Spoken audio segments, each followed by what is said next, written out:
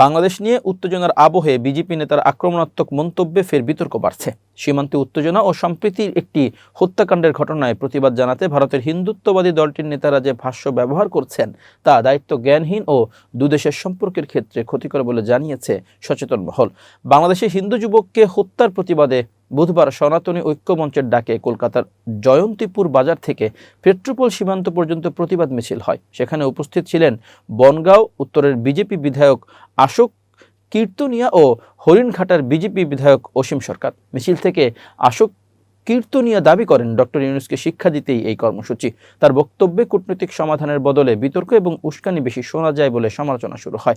অসীম সরকার প্রকাশ্যে সার্জিক্যাল স্ট্রাইকেরও আহ্বান জানান। তিনি বলেন, যেভাবে পাকিস্তানের সার্জিক্যাল স্ট্রাইক হয়েছে সেভাবে বাংলাদেশে অভিযান করুক ভারত সরকার। প্রয়োজনে বাংলাদেশকে ভারতের সঙ্গে নিয়ে সেখানকার উগ্রপন্থীদের পাকিস্তানে পাঠিয়ে দিক। কুজোরও কিন্তু চিত হয়ে শোয়ার ইচ্ছা হয়। তাই কেন্দ্রীয় সরকারের এখনই উচিত আর বাড়াবাড়ি করতে না দেওয়া।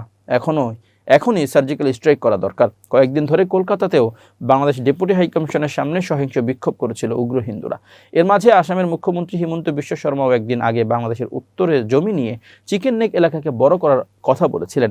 এসবের মাঝে এবার বাংলার বিজেপির বিধায়ক বাংলাদেশকে ভারতের সঙ্গে জুড়ে নেওয়ার কথা বলেন। অবশ্য এ ধরনের কথা প্রথম নয়, এর আগেও তিনি বাংলাদেশকে ভারতের অন্তর্ভুক্ত করার মতো বিতর্কিত মন্তব্য করেন।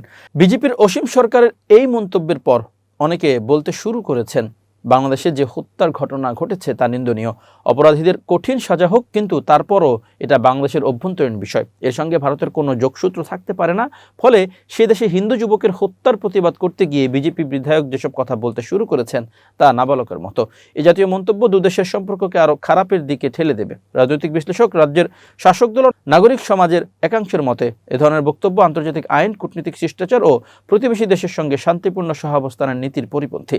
বিরোধীদের অভিযোগ, বিজেপি সীমান্তের উত্তেজনাকে ভোটের রাজনীতিতে কাজে লাগাতে চাইছে। এদিকে বিক্ষোভ ঘিরে পেট্রোপোলে বিএসএফ ও রাজ্য পুলিশের নিরাপত্তা জোরদার করা হয়েছে।